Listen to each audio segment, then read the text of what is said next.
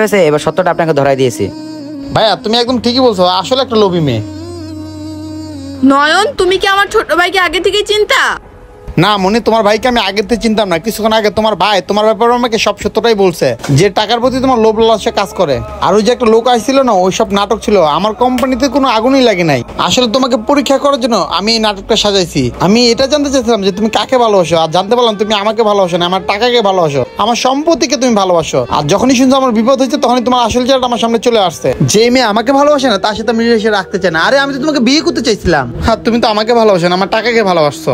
তাই তোমার মতো মেয়ের সাথে আমি সম্পর্ক রাখতে চাই না। তোমার মতো মেয়ের মুখ দেখা মানে একটা পাপ, কারণ একটা লোভী মেয়ের সাথে সম্পর্ক রাখা ঠিক না, বুঝতে পারছো? তাহলে আমাকে ফোন করো আর নক করার চেষ্টা করো না, আর আমার বাসার সামনে যাবে না। ভালো থেকো, আর থ্যাংক ইউ ভাই। নয়ন, বোন, ওই ছেলেটা বেঁচে গেছে তোর মতো লোভী মেয়ের হাত থেকে। তা না হলে তুই ওনাকে পথের ফকির বানাই দিতি। এখনো সময় আছে, টাকা কেনা, মানুষকে ভালোবাসতে শেখ, তাহলে তুই জীবনে সুখে থাকতে পারবি। আর এসব রাস্তা বাদ দিয়ে বাসায় চলে যাস। আর আমরা গরিব, আমাদের মান সম্মান আছে। বন্ধুরা, সময় পেলে অবশ্যই ভালোবাসার মানুষকে পরীক্ষা করে দেখবেন। যাকে আপনি সারা জীবন কাছে রাখবেন, সে কি আপনাকে ভালোবাসে না আপনার টাকাকে ভালোবাসে। এই ভিডিওটা ভালো লাগলে লাইক শেয়ার কমেন্ট করতে ভুলবেন না। ধন্যবাদ সবাইকে ভিডিও দেখার জন্য। নতুন থাকলে আমাদের ফলো করবেন।